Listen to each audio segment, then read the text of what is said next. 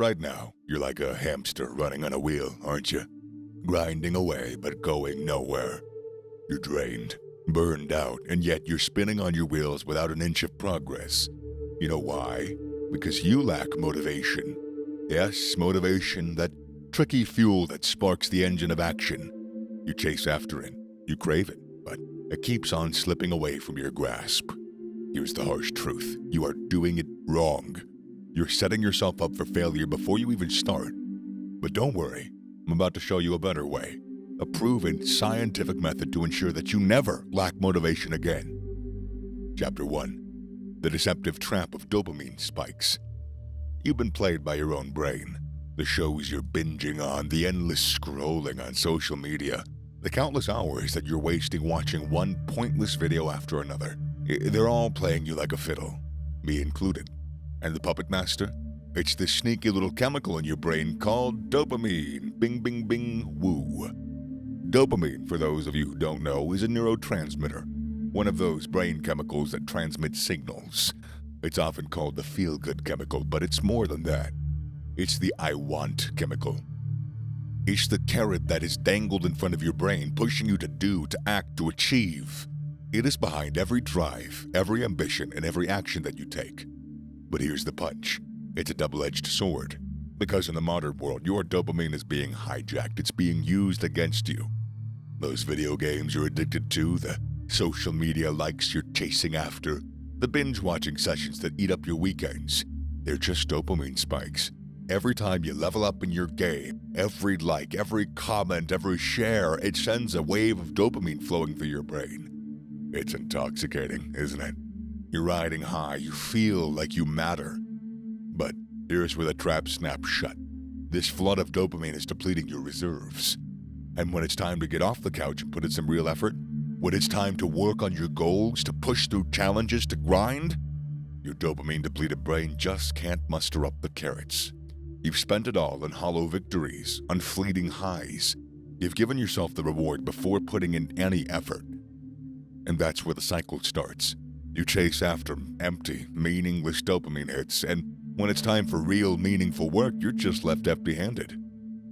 So, what's the solution here? What's the fix? That's brutal, but it's simple. You just gotta cut down the dopamine spikes. And I mean cut.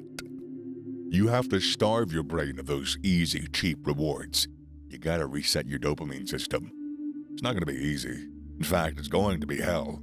You're going to crave those easy dopamine hits. You're gonna think about it all the time, all the damn time, and it's gonna suck. You're gonna feel restless, irritable, maybe even a little bit depressed, or maybe even a lot of it depressed. But hang in there. Because once you've reset your system, you're going to find your motivation surging back. Your brain is going to be wired to start seeking rewards. And when you stop spoon-feeding it easy rewards, it's going to start seeking them elsewhere. And that's where you channel it towards your goals, towards meaningful, productive actions.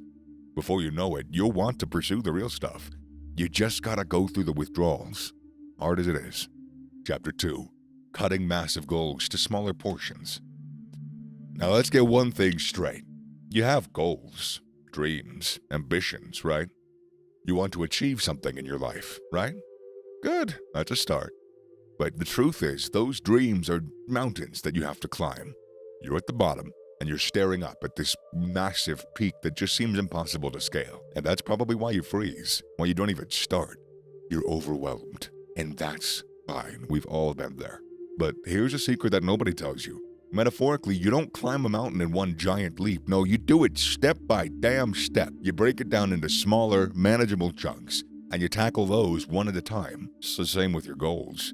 You can't just leap towards them. You need to break them down. And that's where chunking comes in. Chunking is simply taking your big, ambitious goals, your mountains, and breaking them down into molehills. You want to write a book? Break it down. Outline, chapters, drafts, edits. You want to get in shape? Break it down. Workout routine, meal planning, tracking progress. You want to start a business? Break it down. Business plan, funding, product development, marketing. This is how you climb your mountain. This is how you tackle your goals. One breakdance at a time. And guess what? Every small task that you complete, every chunk that you conquer, that's dopamine hit right there. But this time, you earned it. It means something. And the best part? Every small victory builds momentum. Every step forward pushes you towards the next one. It builds confidence, motivation, drive, makes the impossible seem possible.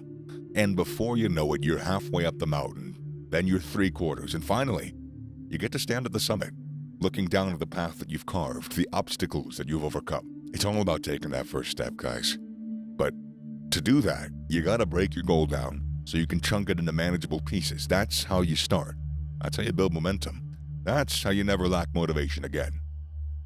Chapter 3. Discover the power of meaningful rewards. Listen here, mate. It's about time that you understood something about this cruel world. Nothing comes for free. You're not entitled to anything by your birth. You have to fight for what you want. You have to earn your rewards. This ain't no fairy tale where the good guy gets the girl because he's got a golden heart. This is life. Life is tough. Life is harsh. Life's relentless. But then, there's a beauty to it. You know why? Because the victories that you fight for, the successes that you earn, they taste sweeter than any free handout. And let's talk rewards. Not about those cheap dopamine hits we talked about earlier. No, I'm talking about real, meaningful shit. The kind that makes you sweat, bleed, and push beyond your limits. Because guess what? That's where real motivation lies. In the grind, in the struggle, in the hustle. Now, don't get it twisted. I'm not saying that you should punish yourself or deny your enjoyment. What I'm saying is that your rewards should align with your goals, with your efforts. They should make sense, If you've spent an hour in the gym, don't reward yourself with junk food. It's counterproductive. Instead, treat yourself with a healthy, tasty meal. Or maybe an extra half hour of relaxation time. Make your rewards reinforce your efforts, not undermine them. Rewards should be not only tied to completion, but to effort too. If you spent 3 hours studying, reward yourself. Take a break. Go for a walk. Listen to some music. Play a round of Deep Rock Galactic. It's the best game in the world. Sorry. It's about appreciating the work you put in. Recognizing your efforts. This is how you keep that motivation engine running. Because when you know there's a meaningful reward waiting for you at the end of the grind, you're more likely to push through, to keep going, to do what needs to be done. Chapter 4. Enlist the power of your tribe. Alright, time to face the music. You think you're a lone wolf, don't you? Too tough to need anyone else. Well, you're dead wrong. I don't care how tough you are, how independent, how self-reliant you are. It's a fact, we are social animals. We need each other. We need our tribe. And it's high time that you realize your tribe, your network, your people, they're one of your greatest assets. They can make a massive difference in how you approach your goals and whether you can keep your motivation fired up. Think about it. You're not going to tell me that you're not more likely to hit the gym if your buddy's waiting there for you, right? I mean, I don't know if I worded that weirdly, but you get the point. You're going to go to the gym more if your buddy's at the gym. It's going to push you harder to lift heavier, sweat more if you got a workout buddy pushing you. Same goes for any goal. You need people. People to support, people to encourage, to hold you accountable, people for you to impress, because that's real human right there. But more importantly, people who won't sugarcoat the truth, who won't let you make excuses, people who will push you, motivate you, inspire you.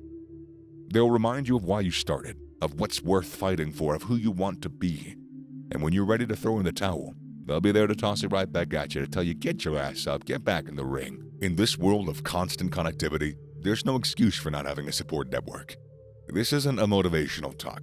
No, this is a wake-up call, a slap in your face, and I love hitting people. I'm just kidding. But really, man, there's no more excuses, no more delays, no more wallowing in self-pity. Gear up and get on the battlefield. This is your life, your fight, and only you can fight it.